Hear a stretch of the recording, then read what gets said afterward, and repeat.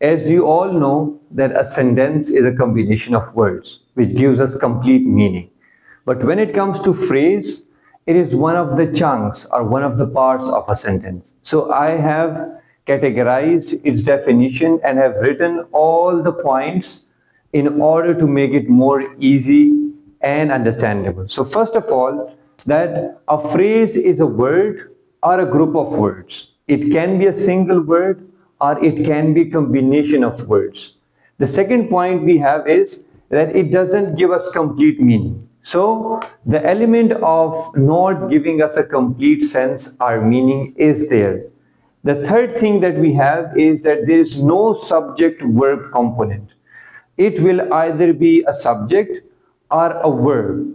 So simply we can say that a phrase is either a word or a group of words that does not give us complete meaning, and it has either a subject or a verb, because the subject verb agreement or the subject verb component is not there at all. Now I have written these examples in front of you all, and we'll be applying all the points that we have mentioned earlier. So for example, if I say that the little boy is kicking the ball. Now here I am saying it is a complete sentence because it gives us complete meaning. But when it comes to a phrase, for example, if I say that the little boy is the first chunk and is kicking the ball is another chunk. As you can see in the box here, that a sentence mainly is comprised of one verb phrase and the other one noun phrase. So a noun phrase and verb phrase combine together to make a sentence, and that is why I have divided this entire sentence into two chunks. Now if I say that this is the first phrase and this one is another phrase. Now let's find out and apply the above mentioned points. The little boy, first of all, it is a group of words. So here we can say that the little boy is a group of words. The next thing is it doesn't give us complete meaning. For example, if I say that the little boy without the rest of the sentence, so it does not give us any meaning at all. It doesn't give us complete sense. It doesn't make sense at all.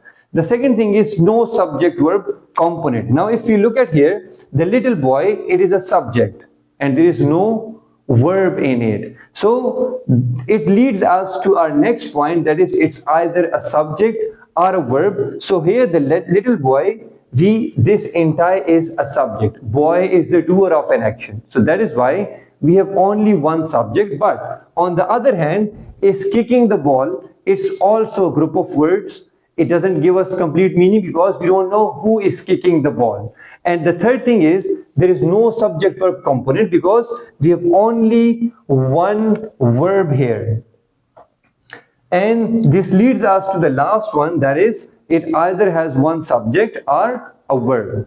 So we can say that the little boy, here it is a phrase, and is kicking the ball is another phrase, and we can connect this to our main idea that a sentence is comprised of one noun phrase and one verb phrase. Now let's look at the second one. My dear friend cooked the food. So let's look at this one.